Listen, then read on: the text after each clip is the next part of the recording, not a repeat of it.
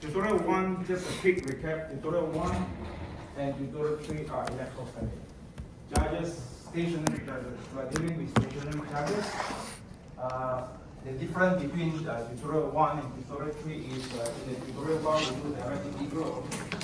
So basically, just to look at the similarity. I'm going to show you a similarity between electrostatics and magnetostatics.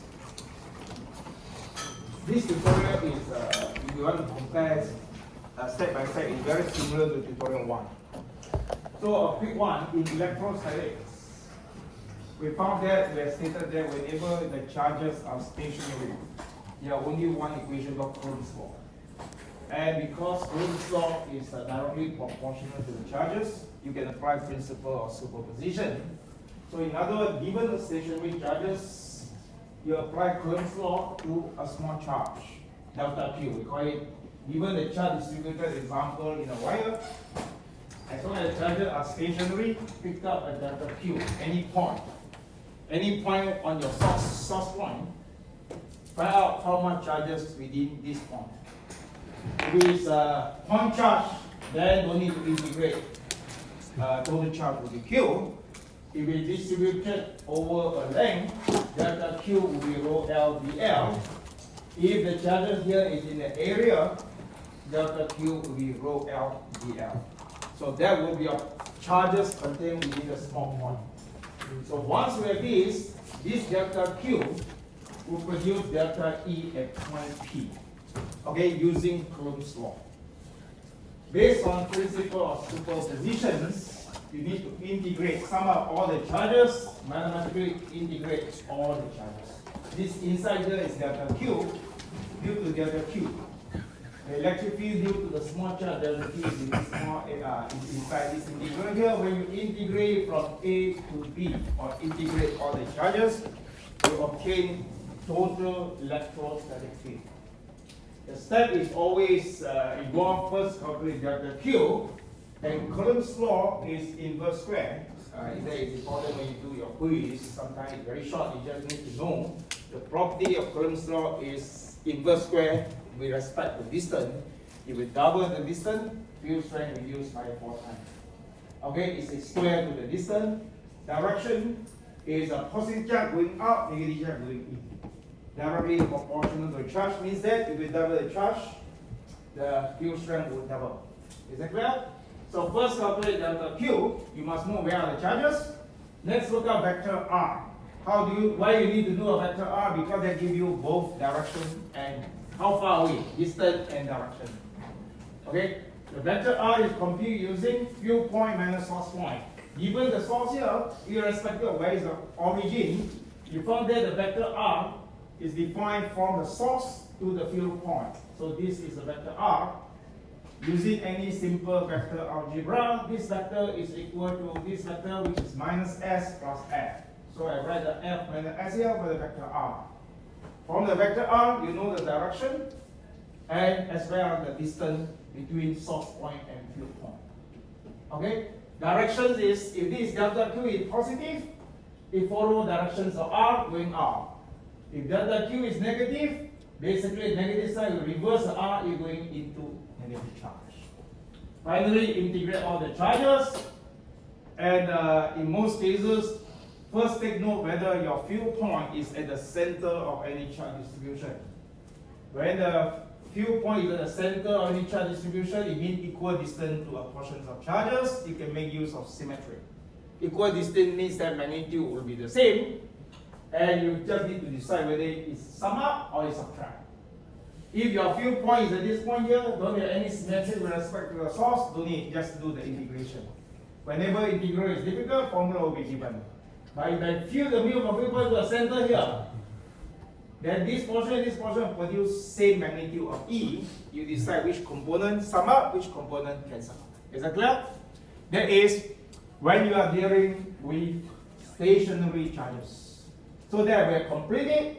In tutorial 3, there is a refined method. We try to simplify this integral by introducing electric potential, which once you obtain the electric potential, your electric potential is actually also very similar.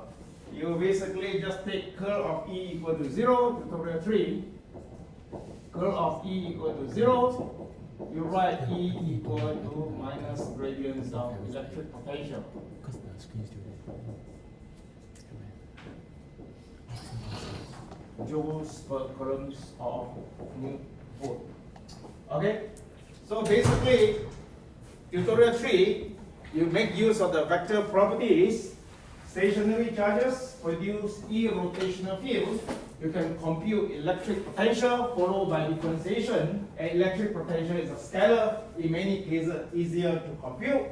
But the step is still remain the same. First calculate where is your delta Q, exactly the same. Second step also the same vector R, but you only need the magnitude, the distance between delta Q and the field point, because scalar is the energy required to bring the charge. It doesn't have any direction. So when you do the symmetric properties to decide whether sum up or subtract, remember there is no direction involved, only charges and distance. So 1 and 3 exactly the same dealing with stationary charges. In this tutorial, we just do a little bit further what will happen when all the charges are moving at constant speed. Okay, that is the next simplest possible thing before we are dealing with the time varying field.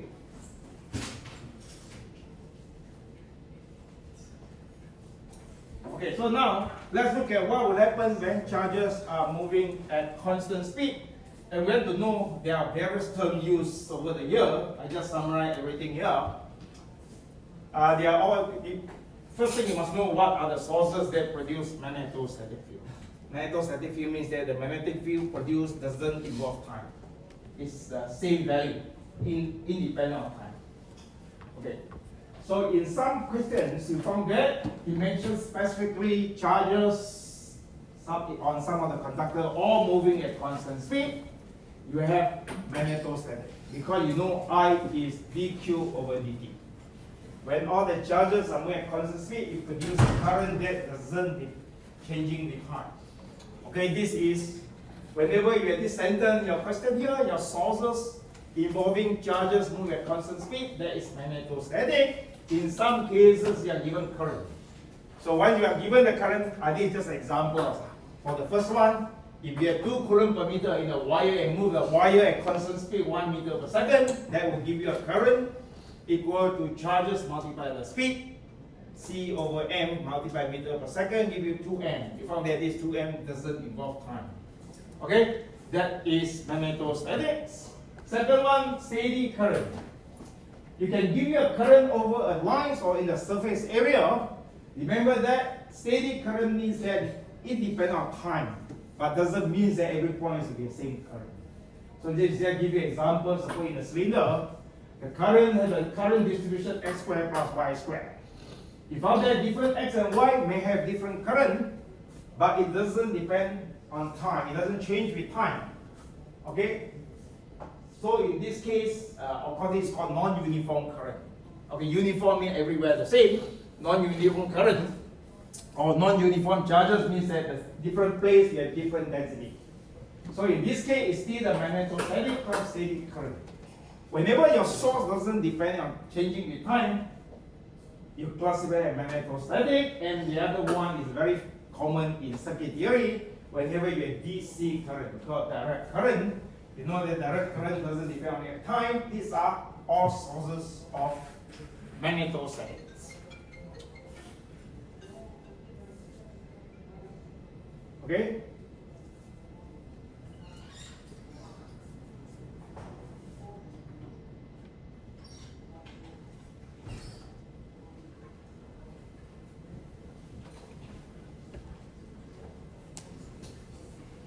Okay, then what are the problems that cannot solve using magnetostatic? Non-magnetostatic means time varying field. We'll handle it next tutorial. Suppose your current is AC current, then cos omega t. Okay, it means that, for example, the current here is going up here. Cos omega, you know, sometimes current going up and down here. So when you do the magnetic field, when you go up, you use the right hand to circulate. Okay. Then you reverse the direction, you change direction. The magnetic field keeps changing. So in this case, it's not static. Or you have 2 plus 3t. The moment you see that there is a t here, is cannot use the magnetostatic equation. Okay, of course in practice sometimes you do it if the time is changing very, very soon. Okay, that is involving assumption. Okay? But strictly speaking, magnetostatic only involve this 1, 2, 3 here. Identify in the question if it belongs to magnetostatic, then similar to Coulomb's law, there is only one law governing the magnetostatic, which is Biot-Savart law.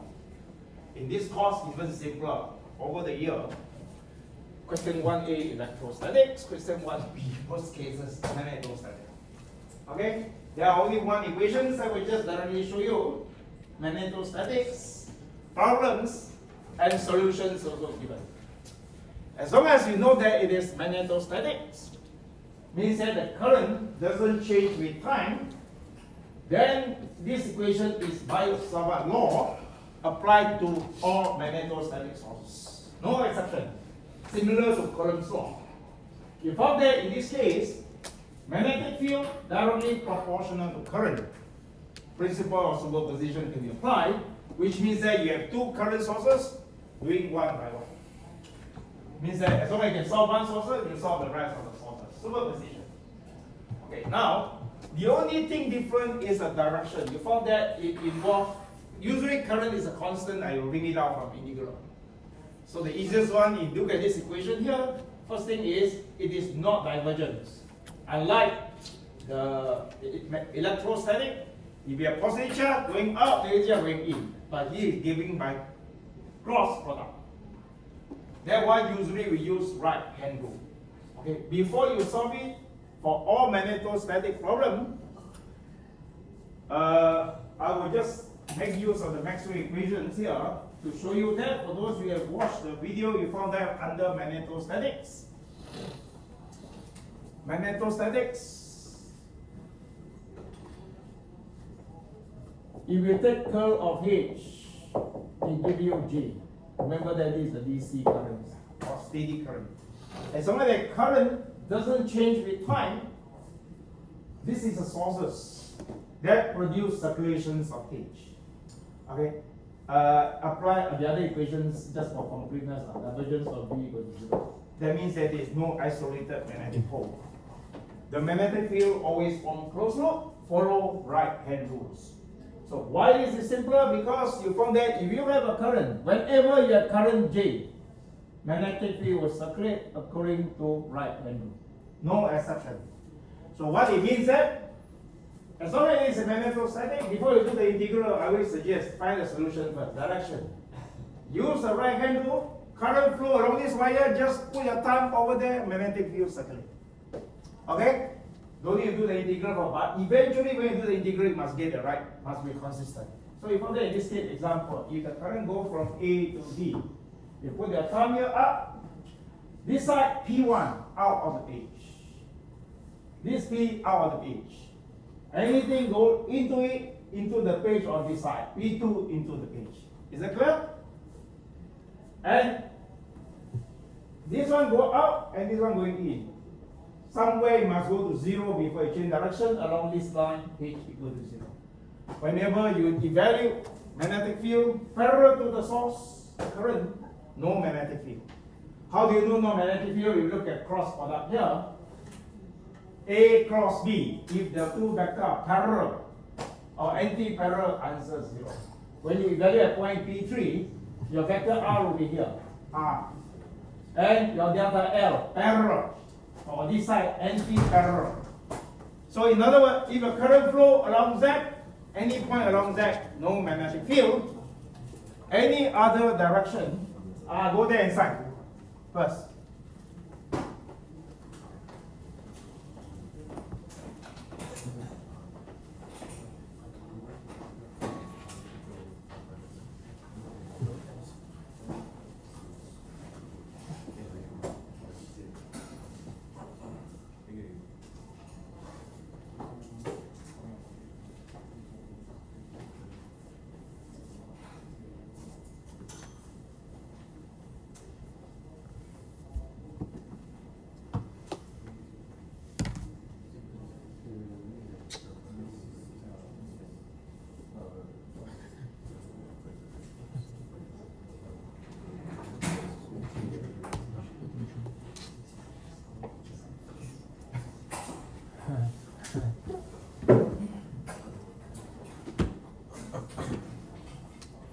Okay, I repeat for magnetostatic, because for Maxwell equations, under magnetic conditions, you can simplify the sources are steady current, and whenever you have current, magnetic field circulate using right hand rule. So, whenever you see a current, point your thumb, follow the current, magnetic field circulate, you can decide direction. Okay, especially in your quiz, they usually they divide your answer into magnitude direction. At least the right hand will give you the right line. Okay, so if a current flow here, this is out, this is in. Along this direction, 0. What happens if the current going up? We follow up here. Left hand side out, right hand side in. Go this direction, go whichever direction. Going out here, anywhere, you can decide directions of magnetic field. Okay, this is before you do any integration. After you know the direction, eventually when you do the integration, your answer is not right. It means that either you apply a right hand rule incorrectly, or your integration, maybe you have some sign error. Suppose you decide this is that direction after you integrate minus that. One must be wrong. Okay? Is that clear? Before we proceed, direction is the easiest one. First, identify direction for magnetostatic field using right hand rule. Of course, you are used to use left hand, then must be careful, don't use left hand. Okay? Clear? Okay, now after that, the step is very similar. Delta L, if you have a current flowing through a wire or at the surface, same thing, you have to calculate distance R, you cannot take the whole current. You take similar to delta Q, now we call delta I. Okay? The current flow through the wire magnitude is I, the length here is dl. Just take note that one, just I mentioned during your tutorial 2 when you do the Stokes theorems, when you do the integral, delta L is always taken to be positive sign. Okay? The integration limit, you look at the current. Okay, don't do both. Delta L, if you have wire along Z, AZ along X, AX, AX, very simple. Okay? So it's always the case, no exception. Delta L, then vector R, we have done it, except that in electrostatic, you have delta Q. In magnetostatic, you have delta R. It's a coordinates of your delta L. There is a source point. You calculate what is the value of X, Y, and Z. That is a source point coordinate. Field point is F, is basically the point you are asked to compute the magnetostatic field. Okay? And finally, integrate all the current. Similarly, if you have more than a few sources of currents, look at your field point is at the center of any current distribution, apply symmetric to simplify the integral. Whenever integral tedious or complicated formula will be given. Okay, just to summarize it, for magnetostatic, magnitude proportional to currents, linear. Inversely proportional to R squared, directions of H decided by right hand rule. Okay? Any questions?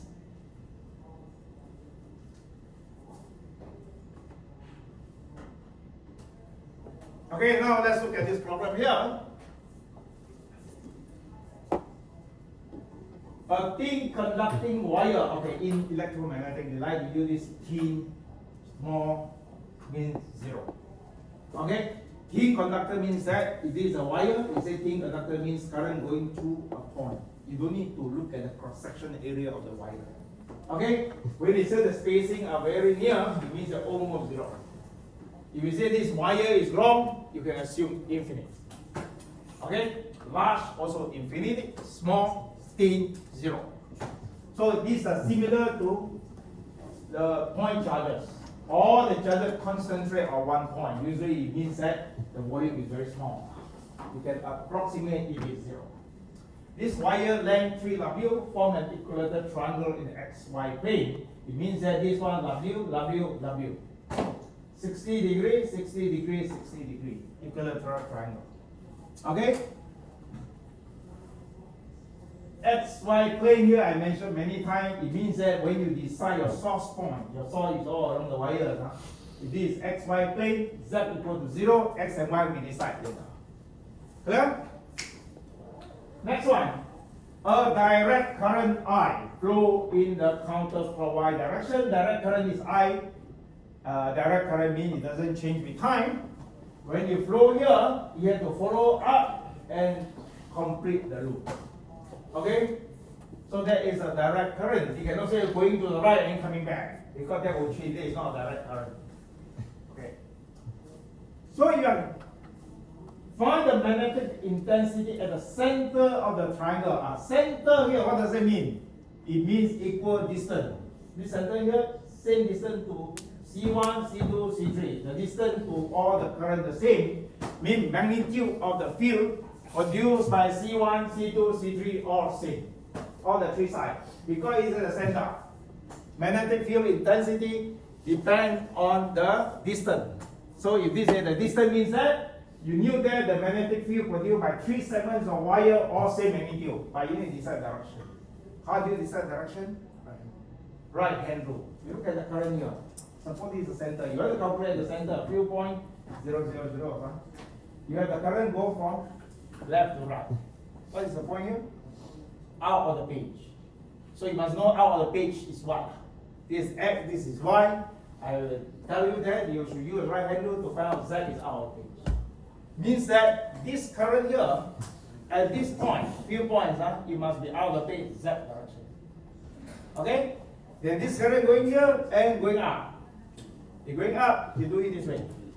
This side going in, but we are not interested in this one. You must bend your finger here to this center here. Out of the base. Means Z direction also. So when you're going down here, this side is in, this side also out of the page. Is that clear? C1, C2, C3. All the current produce magnetic field along positive Z direction. And if the magnitude also the same direction, the same means that is the same magnetic field. You don't need to integrate the closed loop. You go and sign it and this. Okay? Get what I mean or not? This current, and this current all produce magnetic field along Z direction. And because it's the center to the current here, the distance all the same. Which means that it C1, C2, and C3 is producing exactly the same. You pick any wire to integrate. And then multiply by 3. In fact, it doesn't mean to be at the center. Even in the along this center line here. When you put around the center line, you use a right hand rule. The field produced is Z direction, magnitude the same, still you integrate any line segment. Which line segment to integrate? Usually the easiest one, as I mentioned, delta L is always positive, and the easiest way is to choose which line is aligned with X, Y, Z coordinate. You from there, this line here, parallel to X, pick this line to integrate, multiply by 3. Why pick this line? Because delta L is easier, AX dx. Along X, AX dx, along Y, AY dy. Okay, unless you want to try your max, you can integrate along this line, then you found that the answer will be the same. Clear? Questions? Oh, no questions. Is it okay? So far? Simple?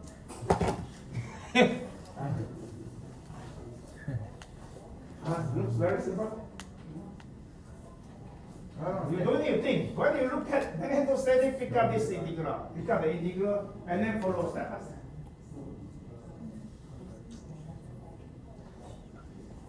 Okay, your integration formula here given. You should try to simplify it. Usually I expect you to simplify it. Then when you read this one, write down the answer. Okay. Again, this one, you're going to try out. You can let x equal to a tangent theta. Carry out the integral. You will see doing it. This is substitution.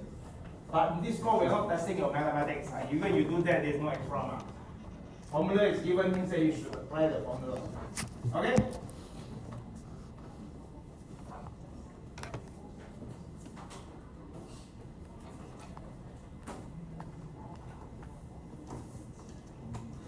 Okay, now I just redrawn it.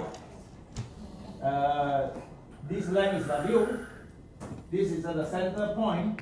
So that you want to integrate along C1. As I just mentioned, along C1, C2, C3, apply right hand rule. Answer of your magnetic field must be AZ directions. And because it is the center, magnitude the same, so that by using symmetrics, the integral here, integrate the closed loop is equal to 3 times integrate C1. Okay? And you have given the integral formula, which is try to simplify it. H here, I'll do it in the previous tutorial. You know there's a height here, this is H, this is 2H. This is 30 degrees. So this W cos 30 degrees with 3H. You can work out the H. Okay, you can refer to previous tutorial. Or if the exam you cannot derive this equation, just assume there is a H. Okay, it's a constant. At least until you solve the problem, you come back to these two. If you can derive it, then you get a 4 mark. If not, then it's not a big deal. Okay, just assume it's some constant. But as I mentioned there, because it's equilateral triangle, 60 degrees you cut to half, 30, 30. So this W here, cos 30 degrees is 2H plus H, 3H. If 3H equal to W cos 30 degrees, you obtain the H. Okay? So now, we have the field point at the center. Okay? So delta I is here, I delta L because it's along X, AX, dx.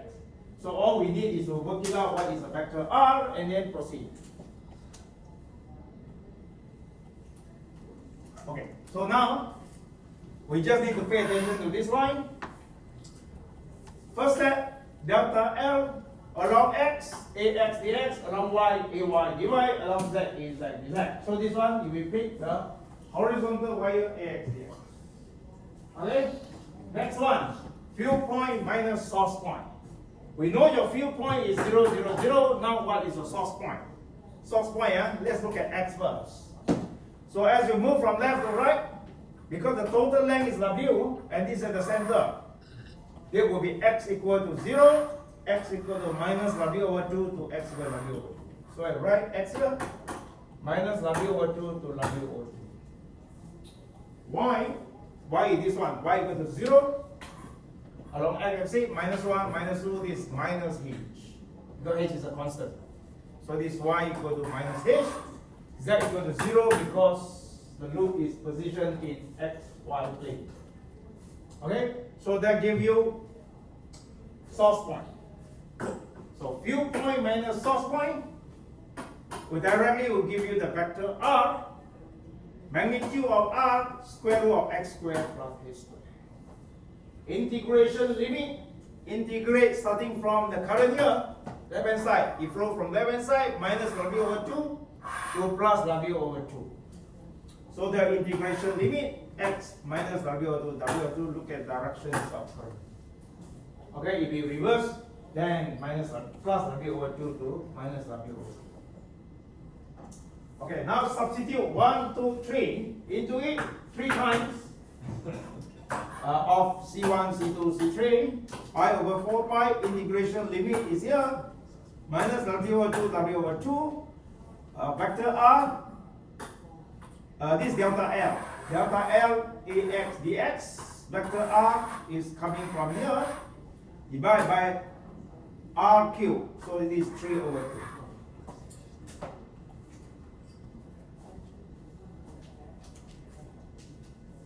Okay, now the simple dot cross product AX cross AX 0. Okay, that one you should know this is dot and cross product, you must know how to do it. AX cross AX 0. AX cross AY. If you cannot remember this permutation diagram. X cross Y gives you Z.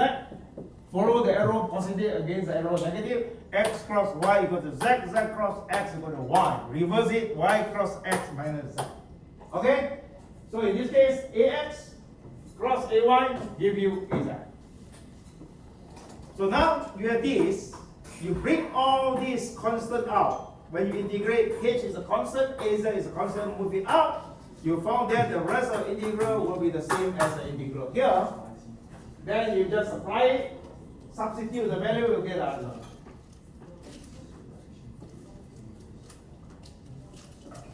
Any questions?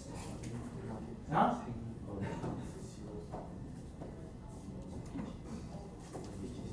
The rest is a little bit of simplification. You can try it out.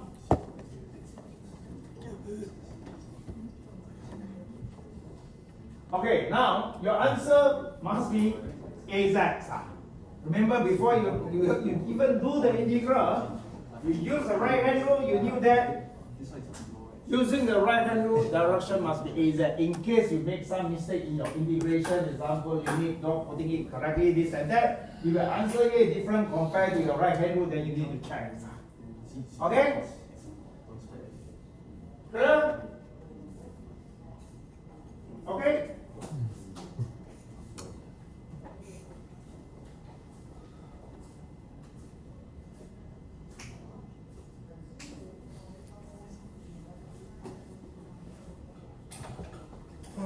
You want to get right here, right hand rule indicate. If when we do the right hand rule indicate AH must be AZ. Okay? So in cases, I just say that when you do any other problem, when you do the right hand rule, you found the magnetic field should be in certain direction. If after integration you don't get it, that means that you may make some mistake.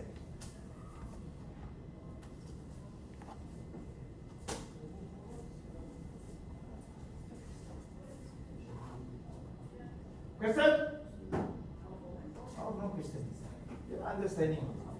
It's okay. Concept understanding. Yeah. Then implementation. Then you need to practice.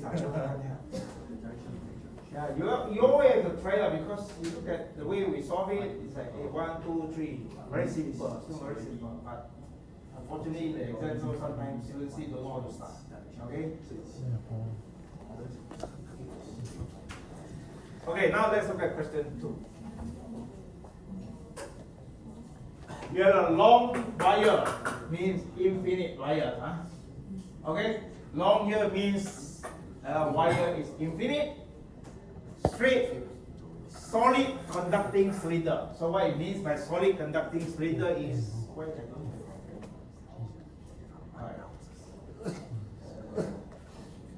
maybe I just make it easier for you. If you have the cylinder, solid here means that inside all currents. Okay. Okay, this is what you mean by solid conducting cylinder. The current flow on all the area that I shaded. It means that the unit here is ampere per meter square. Okay, this is solid conducting cylinder. Okay, if you say that is a shell cylinder, so some of it is inside is hollow, then the current will flow along the circumference. Okay, so in this case, is the unit here, even though it's not given, is ampere per meter square because this guy is a solid conducting cylinder. This one it means that it is along the if it along directed along the z direction. Suppose this is x, this is y. So Z will be out of the page. Using the right hand rule, Z out of the page means that the current will flow all out of the page. Clear? So that is X cross Y. By now you should know how to do it. X here cross Y. Z is out of the page. Okay? Don't make the sign error. This one go to X, move to Y, that will be a Z. Okay? So over here you have as I carry a current whose current density is J. You look at current J here is given here. First, identify whether this one belongs to magnetostatic or not. We found there different R using cylindrical coordinate. This suggests using cylindrical coordinate. R is a distance measured from the origin. Suppose this is R.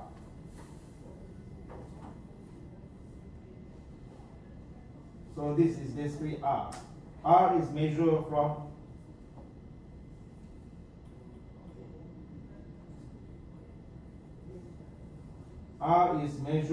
the origin here.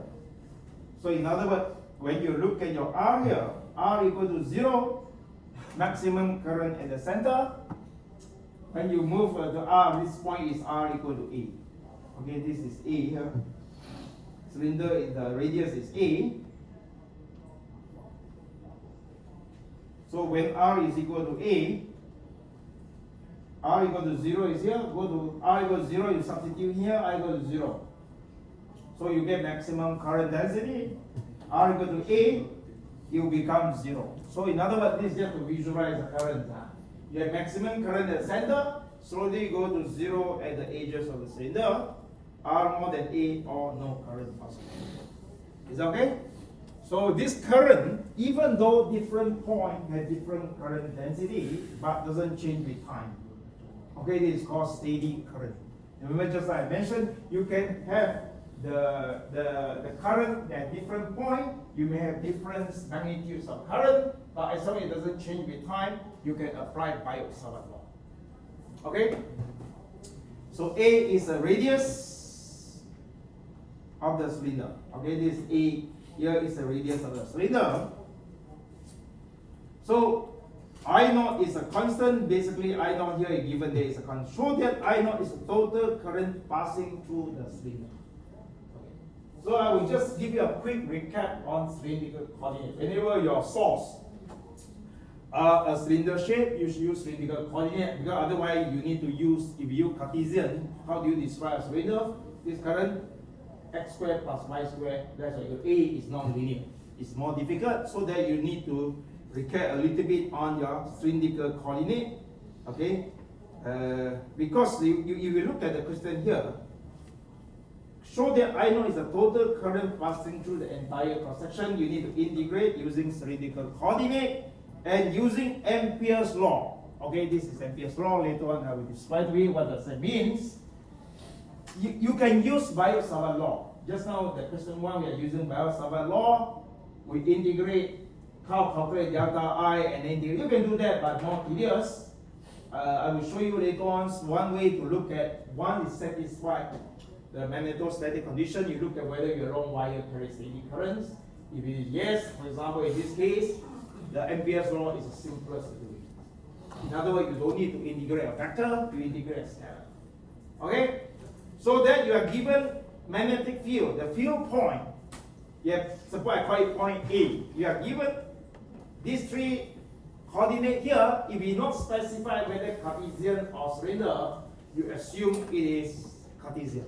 Usually there is a default. But in this question here, you are determining magnetic field intensity at point A and point C using in the cylindrical coordinate system. So what it means is, for example, point C.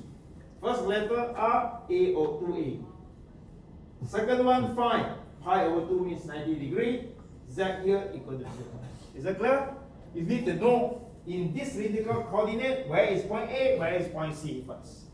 So that will give you the field point coordinate. Okay?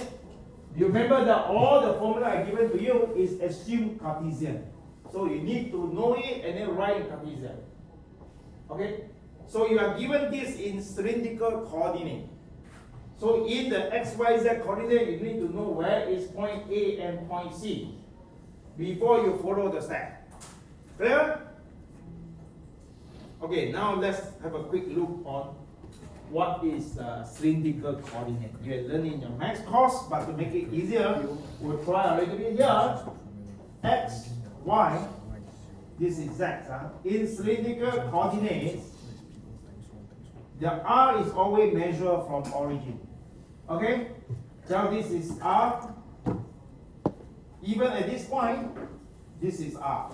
R is always positive. Distance measured from origin is the radial distance R. Okay? It doesn't matter whether you are first quadrant here, this is R equal to A. This point also R equal to A. Along this line here, R equal to A. Constant. Okay? Distance measured from origin. Phi is measured from positive x-axis. From here, x-axis, phi equal to 0. Increase to phi equal to 90 degree, 180 degree, 270, 360 degree. Is that clear? Z is exactly the same as Cartesian coordinate. Is distance measured along z axis. Clear? So now, suppose you want to know where is point A. Okay? You are given the point A. Z equal, usually we will do from the backwards. First look at Z equal to 0. Okay, Z equal to 0. And then phi equal to 0. Because the whole thing, this cylinder assuming along the Z equal to 0. Phi equal to 0, which line is it? Phi is measured from x-axis. Phi equal to 0 means along positive x-axis. Is that clear? So that is when you have phi equal to 0, you are looking for which point along positive x-axis. This is phi equal to 180 degrees. This phi equal to 0 is along this line. But you are given r equal to a over 2. If the cylinder here from origin to here is a over 2 is just halfway here, that will be your point A. Is that okay? So distance measured from origin is a over 2, phi equal to 0 because along the positive x-axis, and z equal to 0 because we are looking at the xy plane. Well, so in other words, in this case, cylindrical coordinate and Cartesian coordinate, when you look at x, y, z, at this point, x is a over 2, y is 0, z is 0. They are identical. But these just happen to be at this point they are the same. Okay?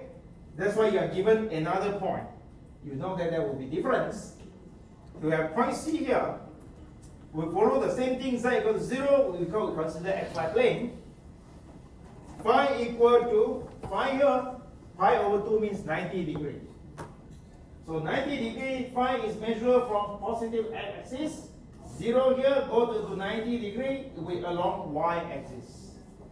Okay, so y here will be 90 degree along y-axis. Distance measured from origin is r here equal to 2a.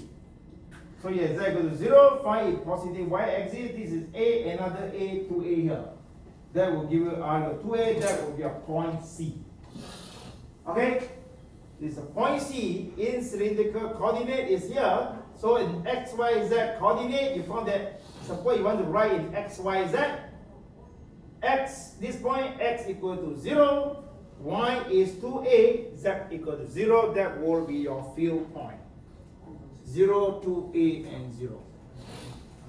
Okay, you're going to use a Biot-Savart law. Point C, the coordinate is 0, 2a, and 0 in Cartesian coordinate. Any questions?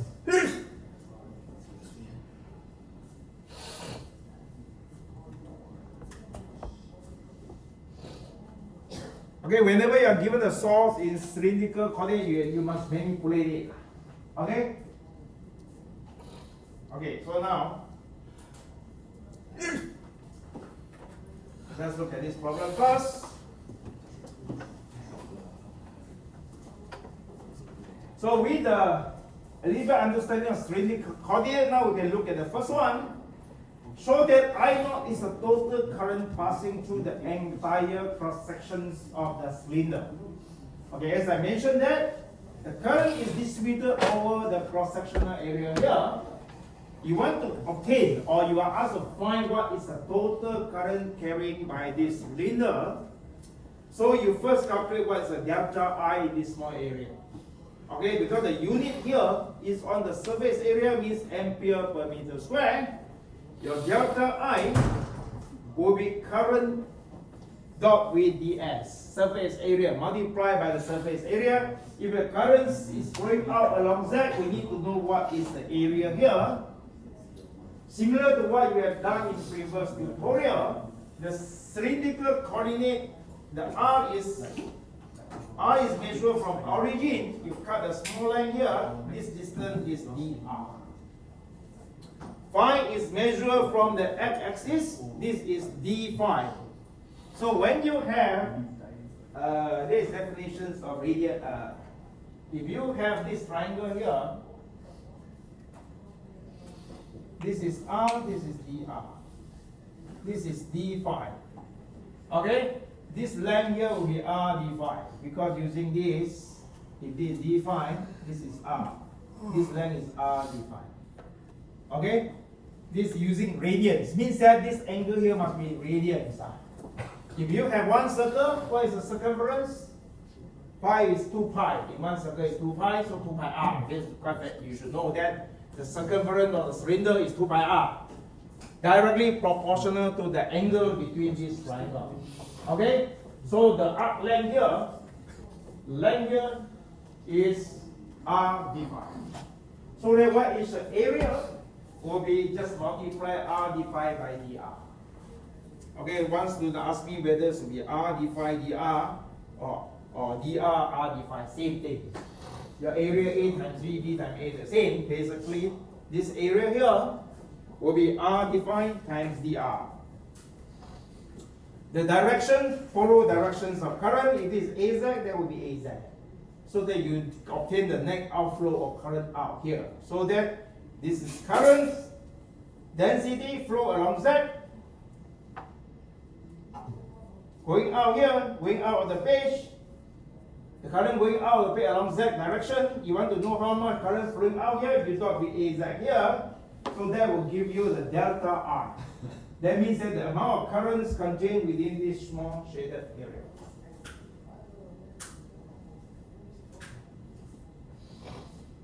After that, to obtain the total currents carried by this cylinder, we need to integrate it from R equal to 0 to A. You integrate R equal to 0 to A. You integrate this triangle here. Okay, R equal to 0, bring this R equal to 0 here, integrate to A. R equal to A, you get this integral here, give you this triangle here. Phi equal to 0 to 2 pi, bring it to here, and then complete the cylinder, you get the total integration current carried by this cylinder.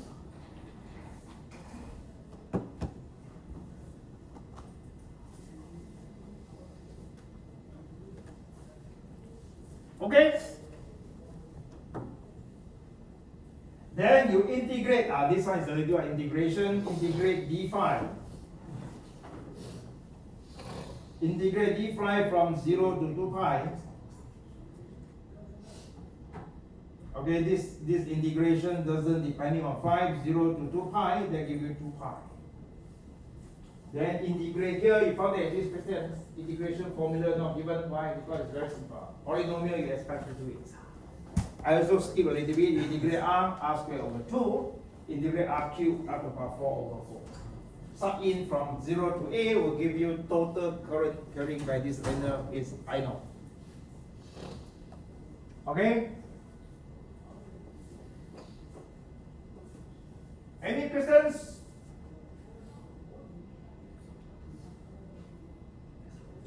Okay, next one, you are asked to use Ampere's law to compute magnetic field intensity at point A and point C. Even the question did not mention Ampere's law. Magnetostatic, all the problems can be solved by using Biot-Savart law, the integral I give you in question 1. As long as your current are steady current, doesn't change with time, Biot-Savart law always works. But if you have a long wire carry steady current, long straight wire, because it happens very frequent. For example, this is a wire. When you say that it's a long wire, if your field point is very close to the wire, you can assume this wire is infinite.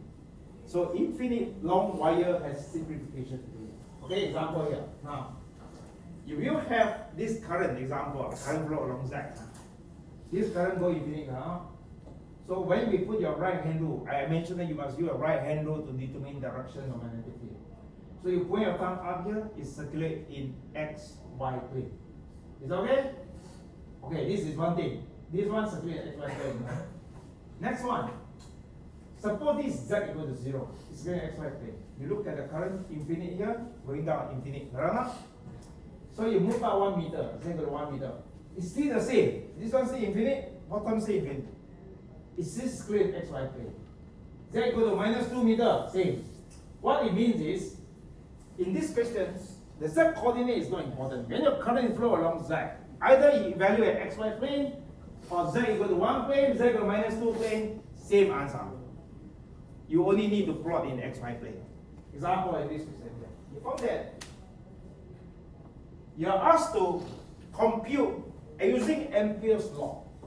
applied to long wire carry steady current, magnetic field intensity at this point and this point. This Z equals 0, I change it to 1 or change it to 5 here. Same thing. Is that okay? Because either you are Z 0 is here. You look at magnetic field circulate XY plane, this one infinite, bottom infinite. Because it's an infinite wire, you go to Z equal to 1, you change this one to 1. Answer will be the same. You change Z equal to -5, also same. Okay? Which means that you can draw your problem in 2-dimensional. It's a current flow along Z, XY plane. You draw along X coordinate, not only look at it. It will be YZ plane. Clear? So that is this picture to show you that before I apply the Ampere's law, we knew that Z coordinate here is not important, even though in this problem you are given Z equal to 0, but the answer will be the same if you change to Z equal to 1. Okay? Clear? Okay, now we plot XY plane. Try to simplify. This one is all in your lecture video recordings. Derivation not important. I just show you how to simplify it based on Ampere's law. Okay, that is J if you want to be more specific, steady current. Okay, remember this equation only applies to steady current. Okay, so now you have a current here. Using right hand rule, we know magnetic field circulate. Okay? And if I have a long wire carry steady current here, there's no reference along Z. If I 1 meter away, he also 1 meter away. We must measure same magnetic field. By symmetric. It only depends on distance measured from the current. Okay? If this current along Z, same R means same magnitude H. So if I fix the R here, A, B, C, D, all along this one, same magnetic field. And it circulates using right hand rule. Okay, there is a problem first. How to simplify this equation? Instead of using Biot-Savart law, and professor, let's suppose I integrate surface area. Both sides I integrate. The area is this standard area. Right hand side here, very simple. How much current within this loop? We call the net current. Okay? Is that clear? Current density integral over surface area means that once I fix the R, you can choose any R you want. Once you fix it, how much current within this Ampere loop will be the right hand side. Any current outside, don't bother. Okay? It's a scalar integration. Basically, just ask yourself how much current within the Ampere loop. This is right hand side. Now, this integral is very difficult. Why we say there must be long wire? Because if this H keep changing, then you cannot integrate. You cannot integrate unknown. But if you have long wire carry steady current, if I fix the R here, every point here, same H. I can bring the H out from the integral. Integral this circle, 2 pi R. So you get the magnitude is net current within the loop divided by 2 pi R. Direction using right hand rules. Okay, so this result here, magnitude net current divided by 2 pi R, direction using right hand rule applied to long wire carry steady current. Okay, you don't need to use a Biot-Savart law, which is a vector integral. This one very simple. Just ask yourself how much current within the loop, divided by 2 pi R, direction use right hand rule. Okay, always do right hand rule first. Get the direction right, easier, before you do the integration. Okay, let's look at this question here. Suppose now you have point A. I mentioned that you have identified point A in your diagram. Okay. First thing, use right hand rule determine directions of magnetic field. Current goes along Z, right? So you point A here, it will circulate here. At point A, you see this one, it goes this way. At point A, it will be going up. AY direction. Is okay? You just do this thing here. Actually, point C. What is the direction? You find that point C also same. The magnetic circulate here. At point C, it goes here. At point C, minus X direction. Correct? If you have any point here, tangents here, you have to determine the direction. Okay? So basically, if you are using a cylindrical coordinate, any point, Given any point, you should know the direction here. Suppose you wanted to get this point. This is x, y here. So this is 5. So this one, 90 degree. Okay, basically this is a 5. So that will be a AH. Tangent to that point. Okay? I hope you should know how to do this. If I do it large, AH. AH means unit factor, this is 1. Okay? This is 5, AH will be, this line is cos 5, this one sin 5. AH will be equal to going up, AY, cos 5. Minus, going this one, minus AX, sin 5. Okay? Basically, given any point, you know directions of H. Is that clear? If you want, you can apply this formula to all the points here. At point A, phi equal to 0. Phi equal to 0, this is AY. Phi equal to 0, this one 0. At point C, phi 90 degree. 90 degree, this is 0. This one sine 90 degree 1, so minus AX. Also okay. Okay? It doesn't matter whether it's A here, B here, C here, D here. As long as you know the phi, you know the direction of H. This is using calculations. Right hand rule, then you can work out the direction of H. When I say point A here, direction here, then the next will be net current divided by 2 pi r. Okay, so now what is the net current? After identify direction at point A is AY, next one, what is the magnitude of H? Given by net current divided by 2 pi r. Okay? Net current, what is the net current? How much current within this shaded area? Because when you draw this dotted line here, that will be an ampere load. You fix the R. You want to calculate magnetic here. This point, this point, this point, all same magnetic field. Of course, the only thing is a different direction of H. If it's at this point, AH will be minus AX. Okay?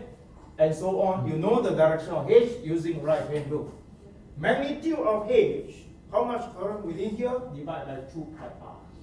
And how do you obtain the current? It's exactly the same as part 1. Remember part 1, you are asked to calculate total current. You integrate R from 0 to A. But now we want to exclude the current outside here. The only change is R is 0 to A over 2. Integrate all the point to point A. Then you stop. R equal to 0 is here, center. R equal to A over 2. So this current here don't need to integrate. So integration exactly the same. You can use exactly the same integration except the limit. Instead of from 0 to A, it's 0 to A over 2. You got the current. So once you know the current, divide by 2 pi r will give you a magnitude H. What is R? What is R here? At point A over 2 in your question. Okay? So R here is A over 2 halfway. So as long as you can integrate this, you get the magnetic field. Okay? In fact, the magnitude will be the same throughout this dotted line. If you give this point, this point, this point, this point, all same because same R. Direction, right hand rule, you can use that formula if you want. Once you know the phi, you know the direction. Okay, means that you know everywhere within the cylinder. Instead of A over 2, if we give you what happened to R equal to 0.18, you integrate to 0.18. 0.88 integrate to 0.88. 2A integrate to 2A. Is that clear? But this one only works if you have long wire carry steady current. Okay? Or infinite wire.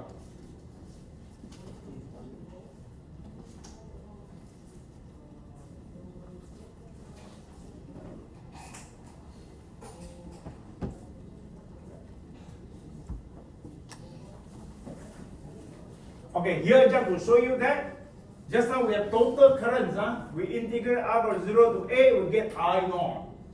Now you integrate 0 to A over 2, surely your answer by less than I naught. If you more than I naught, it means that something is not right. Because you exclude some of the current outside the cylinder. I mean, it's a small thing for you to detect if you make some careless mistakes. Okay? And just to show you that the net current, instead of integrate 0 to A, you integrate 0 to A over 2, the rest identical. Okay? So point A, R equal to A over 2, phi equal to 0 along x-axis is the point A. Using right hand rule, we have already shown that current going out at point A is R. Okay, it's go along here, the tangent to this curve at A is up. AH equal to AY. Magnitude FA is net current divided by 2 pi R. The net current will be integrate R to 0 to A over 2 means that the green color is 0 to A over 2. Don't go beyond because it's outside the Ampere's law. Phi equal to 0 to 2 pi, you follow exactly the same integral you should get. 7 over 16. I know. So your magnetic field at point A will be AY using right hand rule, net current divided by 2 pi R. R is equal to 2A. Okay? This is R equal to A over 2.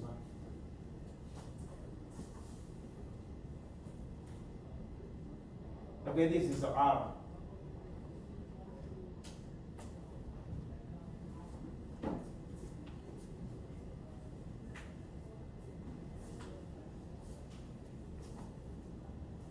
Any questions?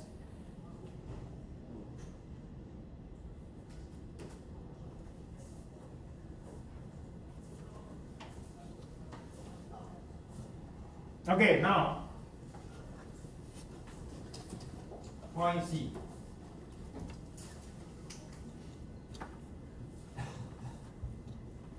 Point C also very similar. You have this already show you that phi equal to 90 degrees. Phi measure from x-axis go to 90 degrees. Distance is 2A, so A here, 2A point C is here. Okay? Using the right hand rule, put your thumb, go along Z direction, you will circulate anti-clockwise, the magnetic field circulate here, at point C, you go here. So in this case, minus AX direction. X is here, minus AX. Or you can use this one, phi equal to 90 degrees, will be minus AX. Okay? Either you use the unit vector in cylindrical coordinates, or you just use the right hand rule, look at the diagram, you know that this is minus AX. Net current divided by 2 pi R. R is 2A. Okay? All you need is how much current within the Ampere's law. Actually, this one you don't even need to integrate. You just look at the diagram that you know. Okay? How much current within the Ampere's law? You found that at point C. You draw this loop. How much current within this loop? I know this current. Here I know current. Correct? This one is all redundant. I just write it. You can, if you can see anything beyond here are more than A, either 2A, 3A, 4A. Correct? Current within the Ampere rule is I know. Okay? Then you will apply Ampere's law, you will get total is equal to I naught. But in the previous years, you always ask me, if I want to follow exactly the same integration method, how? Why it will be the same? Then you do it lah. Same thing. 0, instead of just now point A is A over 2, this one 2A, go to 2A lah. Okay? So now you integrate 0 to 2A, you found that 0 to A, you have the current density. A to 2A, 0 current. No need to integrate. So which means if I break out the integral here, 0 to 2A, this becomes 0 to A plus A to 2A. Correct? A to 2A, no current, of course, 0. What is 0 to A? Total current carried by the conductor. You do it in part 1, which is I naught. If you want to integrate, you integrate. Okay? The answer will be I naught. So which means that in this one, even simpler. Anything beyond the cylinder, total current must be current carried by the conductor. Divide by 2 pi R. R in this case is 2A. So you have at point C, magnitude minus AX. Direction I naught over 2 pi R. R is equal to 2A. That gives you the field intensity at point C. I'll give you another extra point. Point D and point C, same distance, same magnitude. Direction, right hand rule. You found that you go here, at this point going down, minus A1. Or use this formula at this point, what is the point? 180 degree, right? Look at here, 180 degree, cos 180 degree, minus. So minus A1, same. Here, 0. Okay, as long as you know your point, you know your direction. Either doing a calculation or using the right hand rule. Okay? Magnitude is also always I over 2 pi r. Okay, point D is extra. Okay, you can get many other points. Any point along the constant R here, every point magnitude same, direction right hand rule.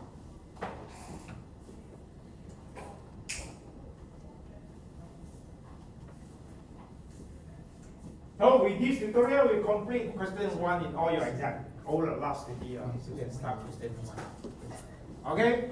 Usually part 1A electrostatics, part 1B magnetostatic. And magnetostatic always have two possible cases. If your wire is final length using Biot-Savart law, question 1 thing. Okay? If it's a long wire carrying steady current, use Ampere's law. If it's too long wire, do one by one. Okay? Okay, one by one using superposition. We have one wire, one triangle, long wire using Ampere's law, triangle using Biot-Savart law. Okay? That's why I give you two questions. One is a general method. Whenever you have steady current, apply Biot-Savart law.